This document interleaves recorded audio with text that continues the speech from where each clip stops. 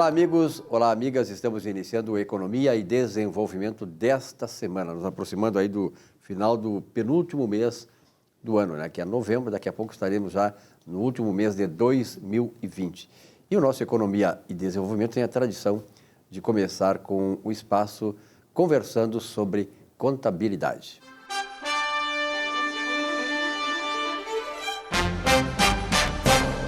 E nesse espaço, Vilmar Govinatsky, estamos recebendo o Salésio D'Agostin. Professor Salésio D'Agostin. O homem que é da contabilidade, o homem que, de certa maneira, tem a história toda da contabilidade do Rio Grande do Sul, prática e institucional, pela atuação que ele tem nas instituições. Salésio, obrigado pela tua presença aqui no programa. Eu que agradeço. Vilmar, a primeira pergunta é contigo aí. Professor Salésio tem uma rede de pessoas aí que mandam perguntas para ele. Exatamente, e hoje tem duas, se ouviu. A primeira pergunta é da Yamine Maria Vilim Áquila, de Lorena, São Paulo. Vou ler a pergunta como ela foi redigida. Fui uma entre muitos prejudicados pela não realização do exame de suficiência em 8 de novembro de 2020. Pedimos ao senhor para nos ajudar a resolver este problema. Precisamos do registro do Conselho de Contabilidade para poder trabalhar como contadora. Agradecemos sua atenção, professor Salésio. Pois é. Iane e Amine. Pois é, Yamine, tu sabes que a não realização do exame é um fato que deixa todos os profissionais, de certa forma, preocupados, né? Por que isso? Porque o trabalho dignifica o ser humano, né? E no momento em que alguém fica impedido de trabalhar, nós temos muito que nos preocupar. O Conselho Federal de Contabilidade, certamente, né, por ser composto por conselheiros estaduais, cada estado está representado lá no Conselho Federal, deve estar também preocupado. E aí eu chamo a atenção do nosso presidente, inclusive o presidente do Conselho Federal de Contabilidade é um gaúcho, né, o Zumar Breda, e eu acredito que ele está muito preocupado, está tomando as devidas providências e logo em seguida acredito que isso vai ser resolvido. Eu, né, como na condição de presidente da Confederação dos Profissionais Contábeis do Brasil, né, da APROCON Brasil, como presidente de honra, né, o que eu peço ao Conselho Federal de Contabilidade é que neste período de pandemia que abra, né, que faça alguma coisa especial e que aprove uma resolução determinando que o exame seja aplicado, né, nos próprios conselhos regionais, né, através de uma prova também elaborada pelos conselhos regionais, lá nas localidades onde tem as suas delegacias, e com isso passaria a resolver um problema que hoje é um problema sério, que é um problema de trabalho. Então, ao invés de haver uma centralização nacional lá no Conselho Federal, através de uma entidade única e exclusiva, então, nesse período que todos nós temos que nos ajustar de acordo com as necessidades, então, que os conselhos regionais passem, então, a aplicar essa prova num caso excepcional para resolver o problema. Evidentemente que, paralelamente a isso, o Conselho Federal de Contabilidade tem que se preocupar, já que é ele o órgão responsável por regular, né, o exame de suficiência, e regular é estabelecer as regras como deve ser definida, então que ele busque lá junto ao Ministério da Educação, né, uma forma de como fazer com que esse exame seja aplicado nas faculdades, né, como condição do aluno receber o diploma. Já que para trabalhar é necessário que esse exame seja feito, então que se faça este exame lá dentro das universidades como condição do aluno receber o diploma, e com isso certamente nós estaremos focando no ensino e não nos cursinhos. E a Procon Brasil, ela tem convicção disso, de que se focarmos o exame de suficiência dentro da faculdade, certamente o ensino vai melhorar, as faculdades vão se preocupar em desenvolver as disciplinas que efetivamente o profissional precisa para o seu dia a dia. É por isso que eu digo, a Procon Brasil, ela defende a realização do exame de suficiência dentro das universidades como condição do aluno receber o diploma, e com isso o nosso ensino vai estar muito melhor, mais bem qualificado, mais bem desenvolvido. É por isso, Yamine, que tenho certeza, né? tendo em vista que os nossos conselheiros federais também se preocupam com aquelas pessoas que precisam trabalhar, estão fazendo alguma coisa para resolver esse problema que hoje é problema de todos. Nós temos milhares de profissionais que não podem trabalhar, estão impedidos de trabalhar, e o Conselho está sendo responsável por isso, e é por isso que eles vão, de certa forma, mudar o mais breve possível. Tenho confiança nisso e pode esperar que logo em seguida isso vai ser resolvido, tá bem? Muito bem, professor. Silvio, essa pergunta é mais técnica. Ela vem também de São Paulo, mas da capital, da Michele Prates. Ela diz o seguinte, que assistiu um vídeo, professor Salésio, onde foi dito que para se ter receita é necessário que se tenha um custo correspondente. Aí ele pergunta, está certa essa afirmativa? Daria para o senhor explicar melhor o que significa ter receita e um custo correspondente obrigatoriamente? Michele, isso é uma questão técnica, evidentemente, que dificilmente um estudante ou um profissional de contabilidade tem dificuldade em entender o mecanismo de funcionamento, né, dos fatos que geram recursos, né, que geram a riqueza nacional. Você sabe que a receita é um grupo, ela não é uma conta. Ou seja, quando eu falo eu tenho uma receita, está dizendo o seguinte, eu tenho um ingresso, eu tenho um crédito proveniente da minha atividade. Ok? Muito bem. Então, verifica que a receita é um grupo de contas que forma as origens do meu sistema econômico. É por isso que diz que o sistema econômico é formado por receita e despesa. Okay? Então, a receita é o crédito. Você sabe o que é crédito, né? Crédito responde como eu consegui aquilo que eu tenho. Ok? Ora, se eu tenho uma caneta, eu digo o seguinte, como é que eu consegui? Aí a pessoa diz, olha, tu conseguiu esta caneta através de um presente. Então aí já começa o primeiro questionamento.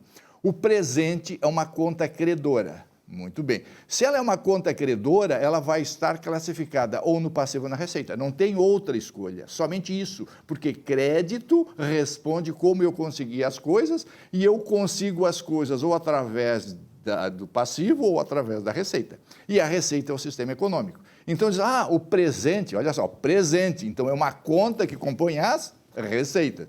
Então, ganhei de presente. Aí eu pergunto, presente é uma conta de receita ou de passivo? Aí você responde, olha, se é receita, é créditos que não me geram obrigações. Se receitas são créditos que não me geram obrigações, a pergunta é, este presente é uma receita ou é um passivo? Quem te deu a caneta vai pedir a devolução dela, mesmo que seja em espécie? Você vai dizer não. Então, é uma receita. Então, a pergunta é, esta receita teve custo? A pergunta, que você diz o seguinte, assisti um vídeo onde foi dito que para ter receita é necessário ter custo. Ganhei de presente a caneta. Pergunto, tenho custo sobre essa receita? Você vai dizer não, ganhei de presente, não tenho custo. Então, vejam só, nem todas as receitas têm custo. Agora, as receitas provenientes da atividade, estas sim têm que ter custo. Por uma única razão. Olha só, se você vende uma mercadoria, muito bem, aí o que aconteceu? Eu tenho um dinheiro cuja origem é a venda da mercadoria, o crédito correspondente. Este crédito é passivo ou é receita? Aí vai dizer, bom, para ser receita eu não posso gerar obrigações, eu não posso ter obrigações. Mas e quando é que você deixa de ter obrigações para obter essa receita da atividade? Quando eu entregar a mercadoria que me foi comprada. Ora, então, na atividade, para eu ter uma receita, eu tenho que ter o custo correspondente, porque na atividade, para eu ter uma receita, eu tenho que entregar a mercadoria que me foi comprada. Então, na atividade, receita é a contrapartida pela entrega do bem ou do serviço. Então, é por isso que, quando esse vídeo foi colocado no ar, certamente a pessoa esqueceu de dizer Para se ter receita da atividade, é necessário ter custo? Aí sim, da atividade, sim, precisa ter custo, porque receita na atividade é a contrapartida pela entrega do bem ou do serviço. Enquanto o bem ou o serviço não foi entregue, eu estou diante de uma obrigação, eu estou diante de um passivo. É por isso que nem toda a venda é uma receita. Só passa a ser receita quando a venda foi realizada, a mercadoria foi entregue. Então é isso. E quando se diz que assistir um vídeo onde foi dito que para se ter receita é necessário ter custo, respondendo objetivamente essa pergunta é não. Eu posso ter receita sem ter custo. Qual é a receita? Aquela que não faz parte da minha atividade, aquilo que é esporádico. Agora, aquilo que é da atividade, obrigatoriamente tem que ter o custo, porque receita na atividade é a contrapartida pela entrega do bem ou do serviço. Muito bem. Aí vou agora tentar aumentar minha receita, porque eu só tenho muito custo, né, tia? Então, exatamente. Muito bem esclarecido. E essa questão do exame de professor, muito obrigado pela sua presença. Acho que foi muito esclarecedor não só para a Michele, né? Como para todas aquelas pessoas envolvidas direta ou indiretamente em contabilidade, que tem aqui nesse espaço a oportunidade de ver esclarecidas algumas dúvidas importantes. Obrigado, professor. Um grande abraço. Eu que agradeço, estou sempre à disposição. Pode mandar as perguntas. Nesse espaço, conversando sobre contabilidade.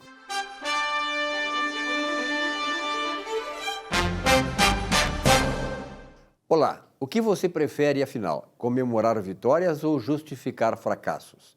A questão é pertinente a pessoas potencialmente capazes que se deixam contaminar e acabam contaminando o ambiente com atitudes de fracassados. Não culpe os outros, jamais busque justificar erros que foram exclusivos seus. Deixe de mendigar atenção, amor ou se vitimizar como excluído social. Você pode e vai ser feliz e bem-sucedido se assumir a postura de um vencedor, de ousadia, de ir em busca dos seus sonhos e de enfrentar com denodo os desafios. Ser próspero e feliz, esse é nosso objetivo nesta vida. Acredite. E boa semana.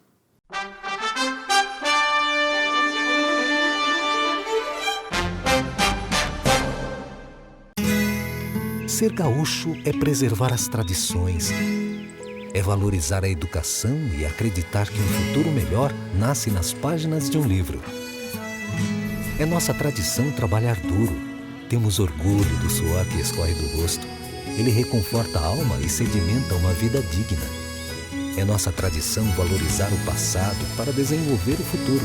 CMPC Celulose Rio Grandense. Desenvolvimento é a nossa tradição. Um show de humor gaúcho sem palavrão e com muita alegria em ter atividade. Zurba Fagundes. Mais de 300 espetáculos no Rio Grande do Sul, Santa Catarina e Paraná, nos melhores palcos do Brasil. 2 vezes finalista no Festival da Mentira de Nova Brécia. Atração no Show do Tom. Programa Silvio Santos e Ana Hickman. Teatro, congressos, encontros, jantares, brigas de casal e bocas livres em geral. Zurba Fagundes. Diversão garantida ou seu mau humor de volta. Contrate esse artista gaúcho antes que ele morra de fome.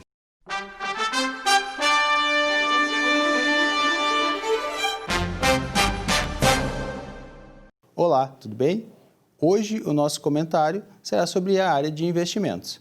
Nós temos basicamente 2 tipos de investimentos no mercado. Nós temos os investimentos de renda variável e os investimentos de renda fixa. Os investimentos de renda variável tratam-se de investimentos com uma variabilidade maior, seja para ganhos positivos e até mesmo retornos negativos. Esse tipo de investimento, ele atende clientes que têm uma maior exposição e um maior apetite ao risco. Já os investimentos de renda fixa tratam daqueles investimentos onde o cliente tem uma menor predisposição ao risco e já quer ter de antemão a indicação de quanto será a sua rentabilidade. Apesar de que os investimentos de renda fixa também podem ter uma variação quando são atrelados a algum índice e vão acompanhar a rentabilidade desses índices, como, por exemplo, o índice de inflação, IPCA, ou, por exemplo, o índice do CDI, que é uma aproximação do que nós temos hoje com a taxa Selic, mas é um índice gerado pelo mercado interbancário. Esses investimentos de renda fixa são interessantes para aqueles clientes que têm uma necessidade de trazer uma rentabilidade para suas economias, para sua poupança dentro de um cenário de longo ou curto prazo, mas com uma renda mais certa e que não querem estar tão predispostos a ter surpresas como nós temos no mercado de renda variável com ações, por exemplo, que tem uma oscilação muito maior e podem tanto ter rentabilidade positiva como negativa. Uma das principais características dos investimentos que deve ser levado em consideração na hora das aplicações é a liquidez. A liquidez é a velocidade com que nós podemos transformar os investimentos em dinheiro novamente, para que possam ser feitas alguns aportes, atender outras necessidades do cliente. Outra questão importante é o prazo de investimento que você pretende ter. Se for um investimento de longo prazo, geralmente o mercado paga uma rentabilidade um pouco melhor, porque esse valor vai ficar à disposição da instituição para quem o investidor está emprestando esse valor, para que ele seja aplicado. Já o investimento de curto prazo, em determinados momentos, nós teremos uma rentabilidade um pouco menor, porque esse valor vai ficar um tempo menor disponível para aplicação. De forma geral, é sempre importante, se houver alguma dúvida, procurar um profissional do mercado financeiro para que ele possa sanar as suas dúvidas. Mas lembre, sempre devemos estar atentos ao presente e ao futuro. E pensando no presente e no futuro, a melhor forma de fazer os seus investimentos é adequar a sua carteira, adequar os seus investimentos à sua realidade e aos seus objetivos. Esse foi o nosso comentário de hoje. Agradeço pela atenção de todos.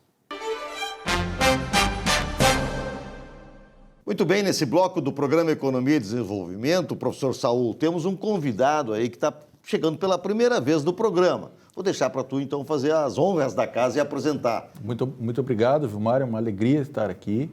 Hoje nós apresentamos, então, o Ricardo Sastre. O Ricardo Sastre, ele é um publicitário, é mestre em design e doutorando pela URGS em engenharia de produção. E há quantos anos, Ricardo, atuando na área gráfica mesmo? Pouco mais de 20.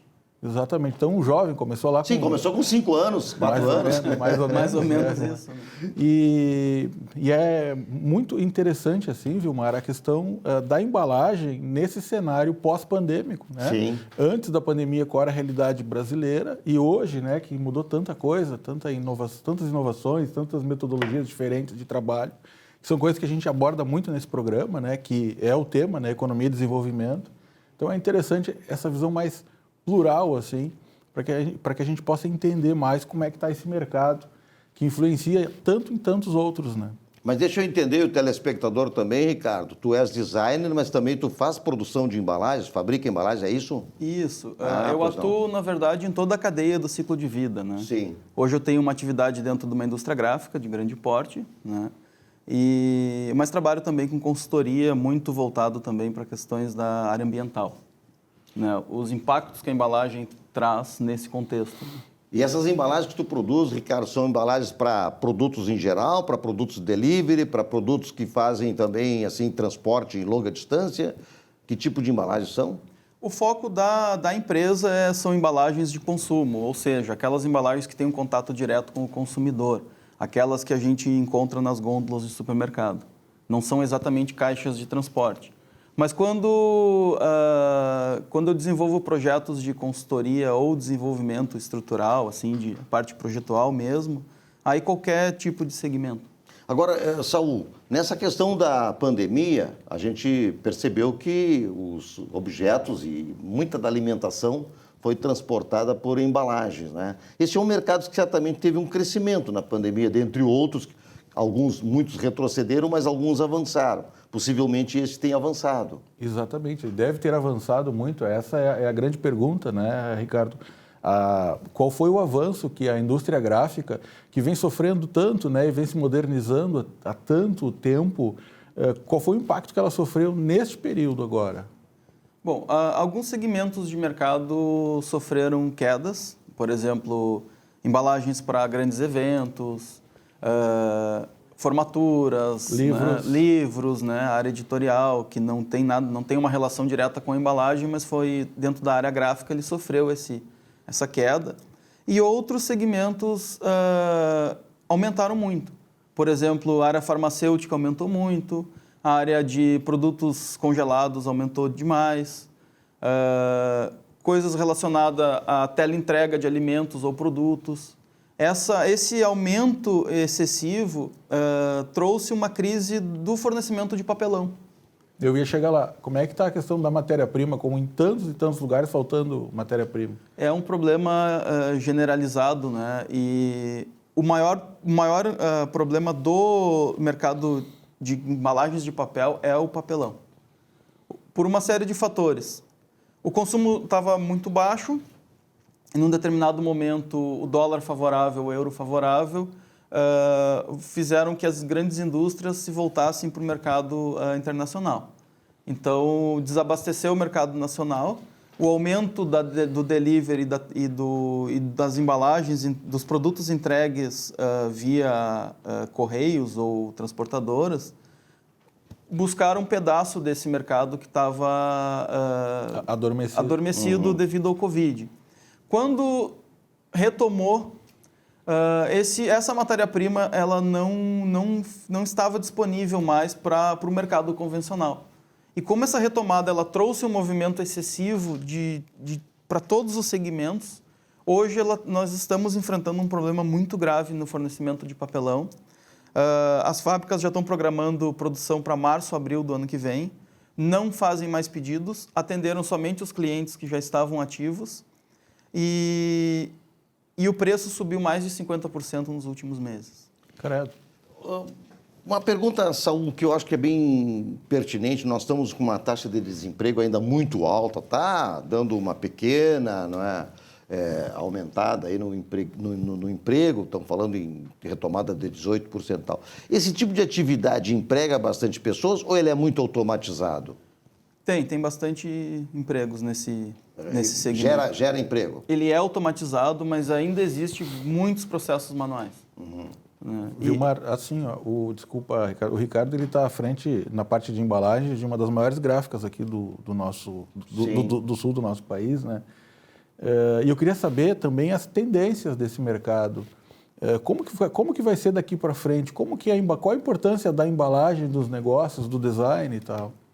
Bom, nas minhas pesquisas acadêmicas e de mercado, eu parto sempre do pressuposto de que o projetista, aquele que cria a embalagem, ele tem um papel fundamental, principalmente na questão da sustentabilidade.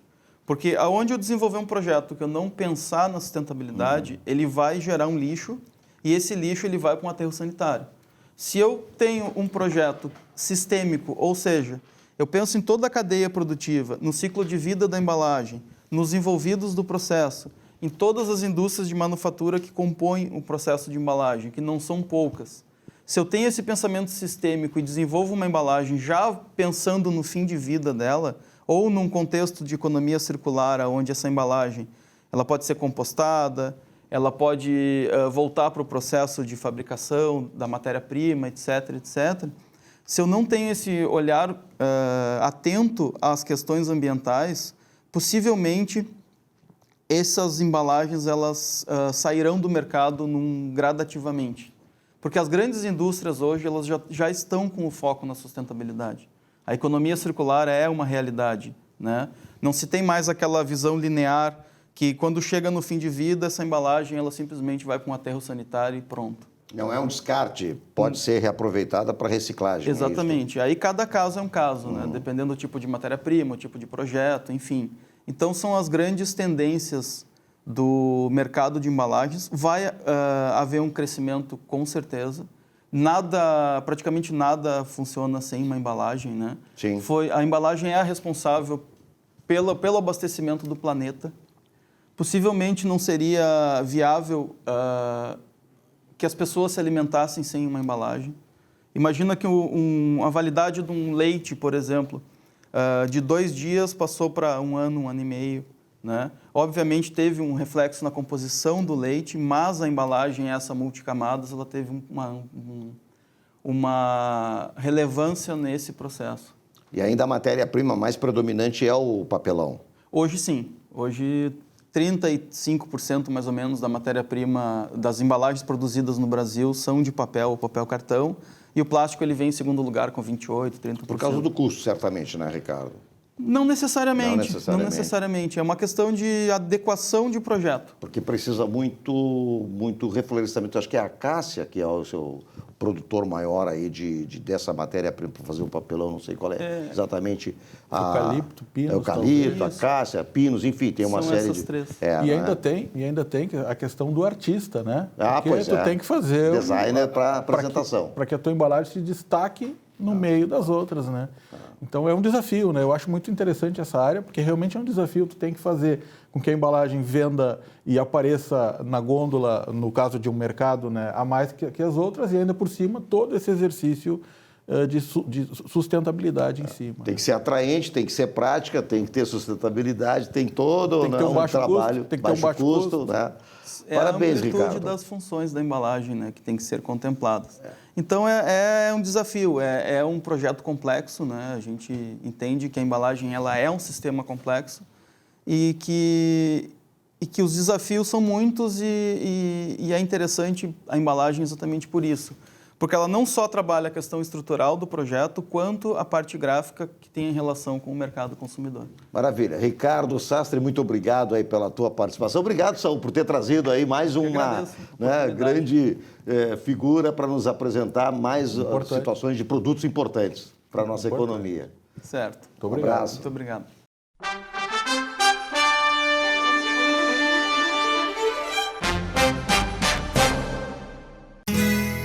Ser gaúcho é preservar as tradições, é valorizar a educação e acreditar que um futuro melhor nasce nas páginas de um livro.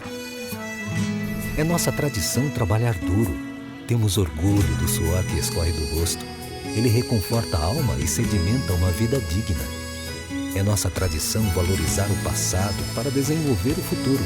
CMPC Celulose Rio Grandense. Desenvolvimento é a nossa tradição.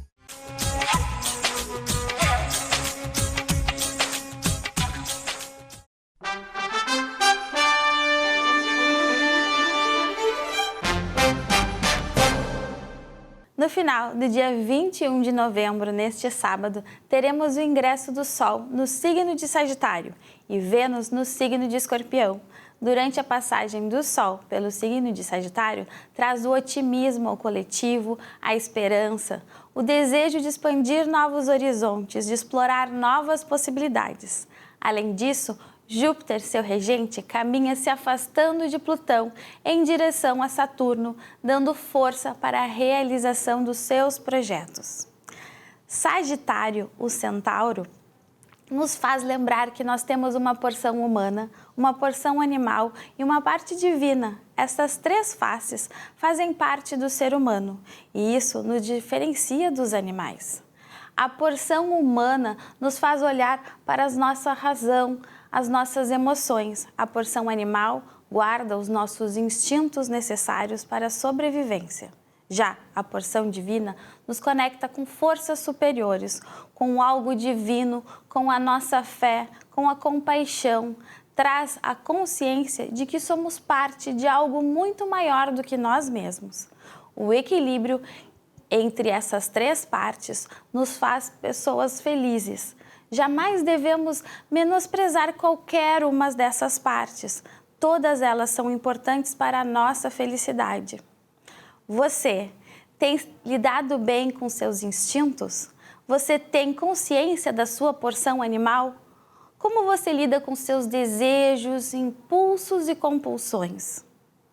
Os instintos são necessários, mas não podem nos dominar. Observe-se.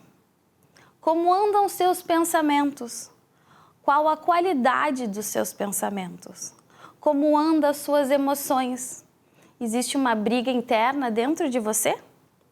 Você está conseguindo equilibrar sua razão e a emoção? E a fé? Você tem fé? Você acredita que estamos conectados? Aonde mora a sua esperança? O que lhe motiva para conquistar, para continuar caminhando em momentos difíceis? Todos esse questionamento é muito importante.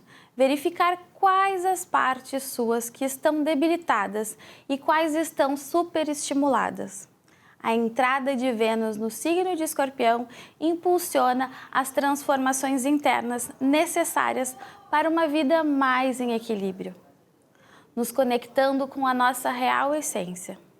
Descubra-se, conheça-se, desperte todo o potencial que existe dentro de você. Nesse espaço do programa Economia e Desenvolvimento, estamos recebendo Walter Ferreira, que é presidente do Sindimotos. Tudo bem, Walter? Como é que estamos? Tudo bem, graças a Deus, Vilmar. É um prazer estar aqui com vocês e obrigado pelo convite. Nós que agradecemos. E o Walter está trazendo aqui o César Wedman. O César Wedman, ele é presidente do SETSER.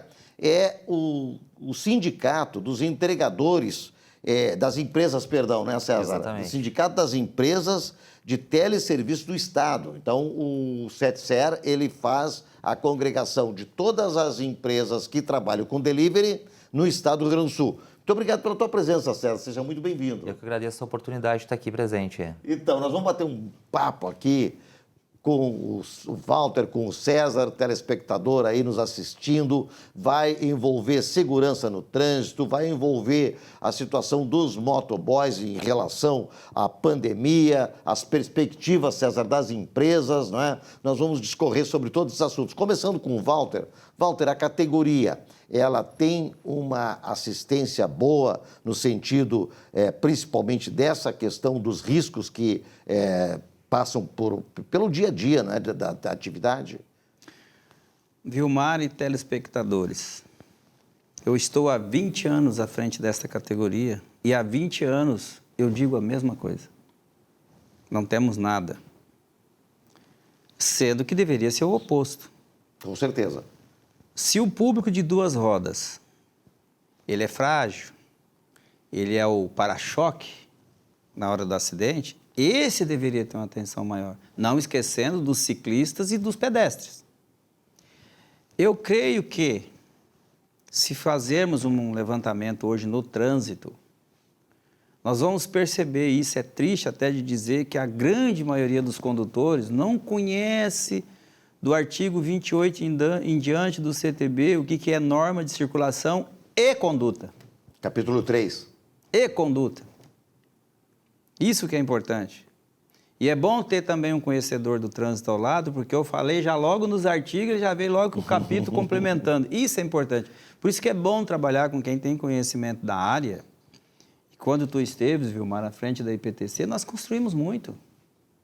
Infelizmente, com a sua saída, nós perdemos ainda mais. Haja vista que não houve um decréscimo nas estatísticas envolvendo os motociclistas. E muita gente já me disse, Walter, você é formado, você batalhou, larga a mão disso, isso é só incomodação. Tchê, não vou largar, sabe por quê? Porque esse veículo duas rodas me fez o que eu sou hoje. Então eu devo muito aos motociclistas no sentido de não virar as costas agora. Eu não posso pura e simplesmente chegar numa categoria, através dela conquistar tudo que conquistei, e agora dizer, não, vocês são realmente kamikazes, é tudo aquilo que a imprensa diz, estou virando as costas, estou indo embora. Isso não é justo, não é viável. Então eu vou continuar na luta e vou contar com a sua ajuda, como sempre contei. E essa luta do Walter eu acompanho realmente há muito tempo, não só no tempo que estive na direção de trânsito e circulação da IPTC, mas todo o tempo também que a gente tem conversado e tem se comunicado. César, o Walter fez uma abordagem justamente na situação dos motociclistas, que são tão importantes para nós, porque nós precisamos tanto das teleentregas. As teleentregas vieram para ficar e fazem parte da nossa vida. E as empresas, por sua vez, também têm essa necessidade justamente para incentivar os negócios. César, como é que fica a situação do motociclista frente àquela situação de nós, tomadores de serviços, temos urgência em receber o nosso produto, seja a pizza quente, seja o documento, seja qualquer outro produto farmacológico, enfim, e a empresa que também tem aquela situação de que precisa vender, precisa fazer com que a sua mercadoria circule. E o outro tripé do motociclista, que é no sentido também de produzir para receber mais. Como é que equaciona esses três interesses, César? Então, o público, o tomador de serviço, ele quer receber sempre o mais rápido possível o produto, né? Só que eles não sabem dos riscos que o motoboy está correndo lá. Hoje, com essa função da pandemia, o serviço de motoboy ele teve uma crescente muito alta. Porém, muitos motociclistas que estão trabalhando aí não eram motoboys. Então, eles estão trabalhando muito em função dos aplicativos, que não trabalham de forma regular. Então, acaba, muitas vezes, gerando acidente, não chegando legal a entrega para o cliente lá, porque não ser pessoas que estejam preparadas para... Por inexperiência na moto. Inexperiência, exatamente. Hoje, o que o CETSER busca é o quê? A regularização do segmento, buscando as empresas para se regularizarem conosco, para dar mais segurança tanto para as empresas quanto para o tomador de serviço, porque eles têm a pressa de chegar e hoje, infelizmente, os maiores problemas ocorrem hoje com esse pessoal informal aí. Exatamente. E, Walter, e essa questão dessa equação, né, passa muito pelo Sindimotos, no sentido de ajudar a conscientizar. Eu acho que vocês têm um trabalho conjunto fantástico, a conscientizar o motociclista dos riscos que ele corre. A IPTC está ajudando nesse sentido? Dou uma risadinha ou falo sério? Fale para o seu público e para o nosso espectador. É importante dizer que, antes da administração do César, infelizmente, as duas instituições, ela teve assim um período conflituoso. Uhum. E agora, com a vinda da pandemia, eu acho que vai haver muitas mudanças, muitas mutações, que nós não temos noção, eu não tenho noção ainda, mas eu espero que a empatia esteja em primeiro lugar. Então, a gente vê... no lugar do outro, sim, né? Exatamente. Então, a gente vê pelas empresas hoje, no ramo das empresas regulares, que nós temos 1.500 empresas hoje, só 300 estão regular. Só 300 estão. E essas 300, muitas delas empregadores que não estão preocupados com a vida do motociclista, pejotizaram sobre a prisma que o motociclista ganharia mais, ele não pagaria os encargos sociais. Então, isso tomou uma proporção desvantajosa para as empresas regulares que cumprem as suas obrigações. E, com isso, nós temos uma estatística positiva. As empresas regulares representadas pelo CETSER, olha, eu não vou te dizer que é acidente zero, mas está próximo disso, porque é todo um critério diferenciado. Os motociclistas têm curso, claro que não estão fazendo agora em virtude da pandemia, mas são pessoas que detêm conhecimento e perícia sobre a moto. Agora, hoje nós estamos num mar de motos, de pessoas despreparadas, que acha que é só acelerar e mais nada, mas não tem todo um critério de como parar o veículo, como enfrentar a chuva, como enfrentar a via, como enfrentar os demais usuários da via.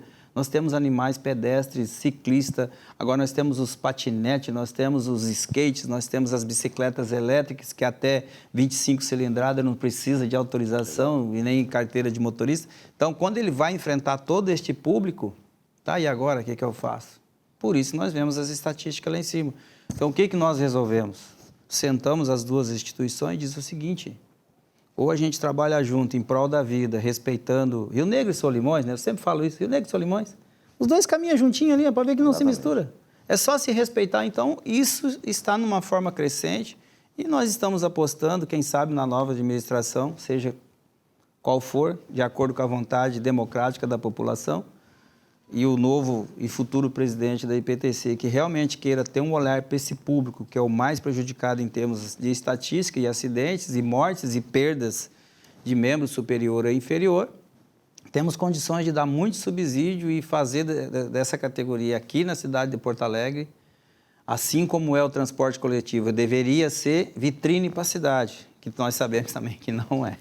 Agora, é interessante isso que o Walter coloca, porque nós temos um protocolo, né, criado a partir de março aí, em função da pandemia aí, do coronavírus, da Covid-19.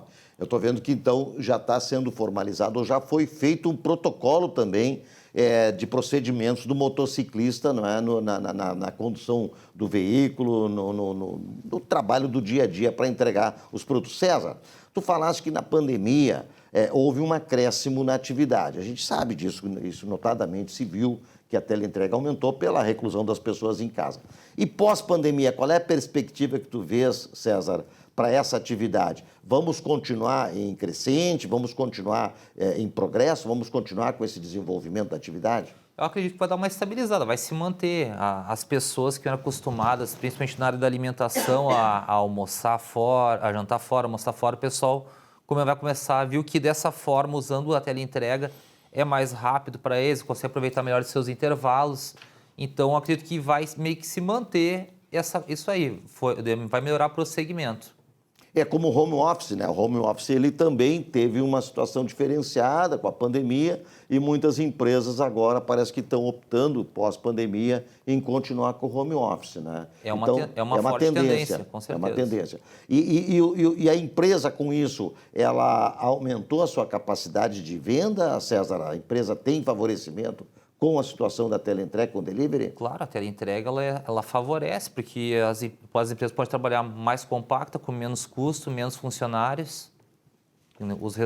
Por exemplo, o restaurante com a teleentrega não precisa ter tanto garçom, diminui a equipe de produção. As empresas de escritório, com a questão do home office também, tiveram várias reduções nos custos deles. E então a tendência é seguir por esse caminho. Essa é uma boa notícia, então, para a economia. Né? Que bom. Se espera.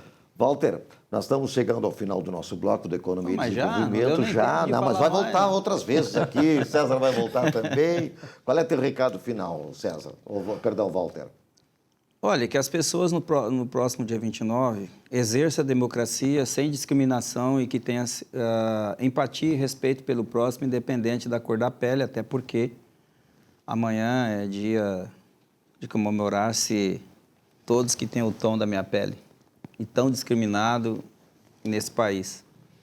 E que os motociclistas, aqui eu não falo só dos profissionais, que todos os motociclistas se atentem em fazer um curso, em se preparar, saiba pilotar o seu veículo para não deixar saudade, um estrago grande na sua família. Porque para um governo, uma morte é meramente uma estatística. Agora, para uma família, é uma perda insuperável. Pense nisso. Tua mensagem final, César. Agradecer a oportunidade, Gilmar, de estar participando do programa aí. E convidar aos empresários do segmento de teleentrega a nos procurar, para nos se regularizar, e também as empresas que contrataram esse serviço de motoboy saber se está trabalhando com uma empresa séria, correta, para não terem problemas futuros e ser os corresponsáveis aí com futuros problemas aí de acidente que tem ocorrido hoje aí no nosso segmento, com o aumento dessa demanda do serviço de motoboys aí. César Wedman, muito obrigado, presidente do SETSER, Sindicato das Empresas de Teleserviços do Estado. Walter Ferreira, muito obrigado também, presidente do Sindimotos. Retornem sempre aqui, estão convidados para vir e vamos discutir mais assuntos nesse segmento aí que é super importante para todos nós. Fique conosco. Obrigado.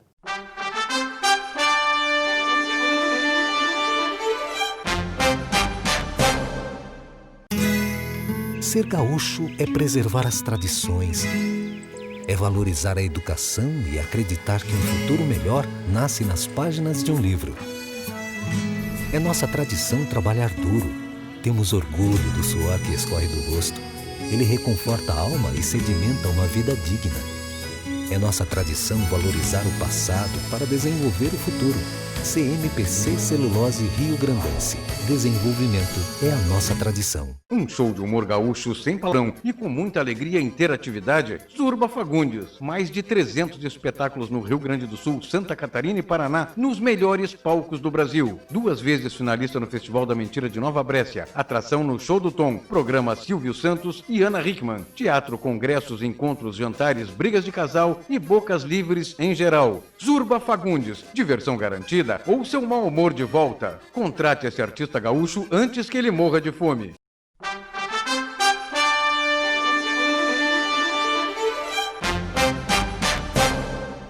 Gilmar Govinato, no final do programa dessa semana, estamos recebendo aqui uma especialista em estética e tal. Aliás, tu já está pensando nisso, né? Já fiz uma consulta para especialista. Tá? Ela disse que talvez tenha possibilidade de dar uma ela acredita em milagres. A Eliana Mendes. Eliana, muito obrigado pela tua presença aqui. Imagina, Eliana. É um grande prazer para mim. Lá da Estética Eliana Beauty. Fica lá no bairro Auxiliadora, na Maryland 972. Aliás, eu passo muito por ali, é muito bonita. Agora estou conhecendo a proprietária aqui, né? A Eliana, vou fazer uma visita. Porque, né, Eliana, como é que tu começou? O teu, digamos assim, o negócio ali, todo o teu empreendimento, é um empreendimento já consolidado naquele mercado ali, né? Sim. Eu sei que tem a região toda ali, ela se orgulha muito de ter o teu salão na região. Como é que tu começaste essa história toda? Sim. Olha, a história é longa, eu vou resumir muito rápido aqui, né? Porque se eu ficar aqui, eu vou contar... É um programa inteiro, né? O programa inteiro.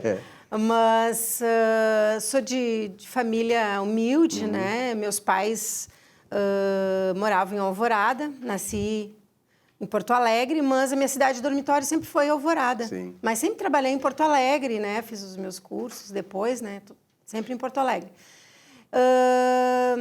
Teve uma determinada situação na minha vida que eu senti a necessidade de ter as minhas coisas, né?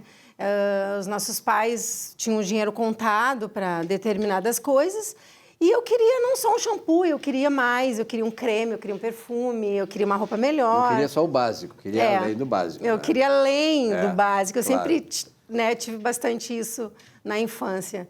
E eles não tinham condição, né? Meu pai não tinha condição de me dar o que eu queria. E aí, como é que tu resolveu? Aí eu resolvi assim, né? Eu digo, bom, né? Eu tinha muitos amigos cabeleireiros já na época. E um dia, eu conversando com um amigo, eu disse, eu tinha vontade de fazer um curso de cabeleireiro, porque eu amo ser, né? Queria ser cabeleireira. E ele disse, não, vai ali na Dejanira Barcelos, que eu tenho certeza que se tu falar o que tu tá falando, ela vai te dar o curso. E quem fala a verdade não merece castigo, né? Minha mãe sempre dizia isso. E eu fui. E ela me deu um curso em Alvorada, até de 100 horas. O meu primeiro curso, 1985. E eu tive a cara e a coragem de pedir, né? E ela me deu o curso. E dali por diante eu fui, né, desbravando, né? Com a minha vontade, com a minha fé, que eu acho que a gente tem que ter, né? Muita vontade, muito foco naquilo que a gente precisa ser. Muita persistência, né? Também, Muita persistência e eu tive.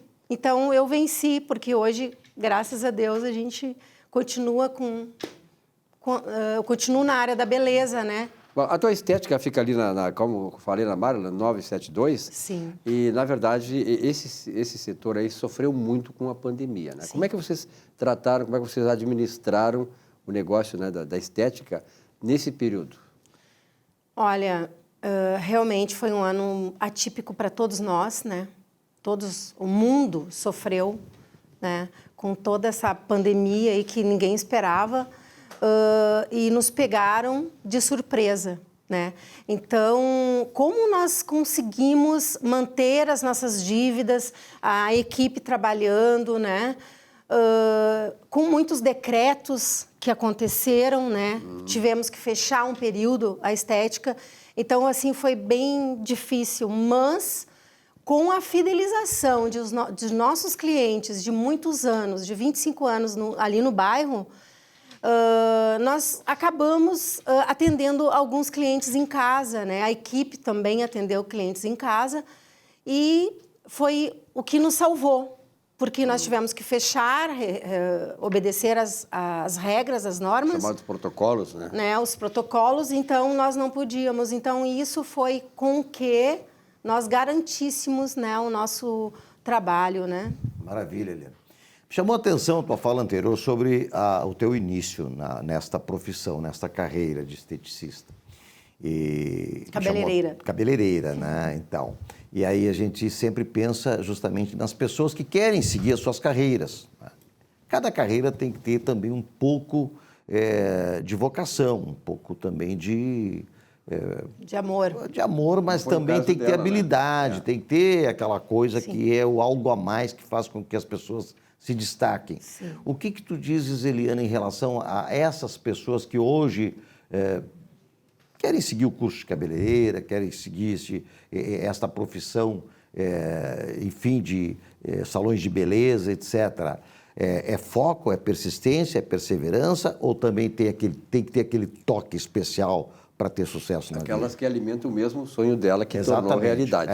Porque é muito bacana ouvir uma pessoa, a gente aqui, Economia e Desenvolvimento, traz pessoas assim bem-sucedidas, pessoas dinâmicas, pessoas que, né, evoluíram. Mas que nunca foram assim, né? Hoje são, Exatamente, né? E começaram lá atrás, como tu disseste, com humildade, com perseverança e tudo mais. O que tu diz para essas pessoas que querem seguir exatamente esse tipo de trabalho? Olha, a mensagem que eu deixo, ela é muito simples, né? tem que ter muito foco no que quer, saber o que quer, né? Porque, em primeiro lugar, a gente tem que saber o que a gente quer, para a gente poder ter ação. E muita vontade, muita persistência, muito amor pelas pessoas, pelo seu trabalho, gostar de ter pessoas, de cuidar das pessoas, de se sentir feliz por estar fazendo aquele trabalho e muita fé em Deus, né? Eu creio muito em Deus, então Deus sempre nunca abandona seus filhos e principalmente quando o filho tem vontade, né, de crescer e de exercer aquilo que sonha. Sim. Então, nunca persistir dos seus objetivos. Sim, e a clientela corresponde naturalmente a isto, né? Porque a clientela, sabendo que a pessoa ama a profissão e gosta do que faz, se sente feliz, ela também corresponde, né? Quem ama a profissão como ela, a gente está vendo assim que ela é entusiasmada pelo negócio, né? A gente sente na fala. Aí faz a coisa bem feita. Então, isso é como quem tem fé, que é um poder dentro de cada um de nós, que basta as pessoas entenderem isso e aprenderem a desenvolver essa fé. Então, eu acho muito legal esse teu amor pela profissão, né? Que está espelhado nos teus olhos, na forma como tu te manifesta. E as pessoas, Eliana, quando tu faz esse trabalho com as pessoas, com a produção, tu sente que a pessoa, a autoestima melhora, até as próprias situações, aquela questão, às vezes a pessoa está meio para baixo, está meio doente, está meio, né, abatida, enfim. E isso ajuda também a elevar essa possibilidade de melhorias. Nossa, muito, inclusive para mim. Né? E isso para todas as pessoas, porque agora com a pandemia a gente sentiu muito na pele, né? As pessoas tinham que ficar em casa, não saíam, não viam seus amigos, sem abraço. Então, assim, o fato de tu estar com as unhas feitas, o cabelo bem feito, né? Sem brancos e tal, enfim, hoje se assume os brancos, mas tem aquelas pessoas que não gostam de brancos, né? No caso, eu não gosto de brancos. E, nossa, é maravilhoso, sabe? A pessoa sente uma autoestima, uma alegria, sabe, de viver. Parece, assim, que a gente renova, sabe? A questão da gente arrumar, fazer um cabelo, uma maquiagem, uma unha, fazer uma massagem, sabe? Além de asepsia, é uma coisa que dá um bem-estar na gente. É maravilhoso. Eu gosto muito. Eleva o espírito das pessoas. Exatamente. Né? E lá me diz uma coisa, lá na estética Eliana Beauty, os homens têm participação, vão muito hoje. O Vilmar, por exemplo, olha para o Vilmar aqui, ó. O Vilmar tem solução? E o Vilmar, eu posso tem dizer. Solução, o Vilmar aí? Olha, a esperança é a última que morre. Mas assim, ó, Vilmar, eu posso te indicar alguns apliques e tal.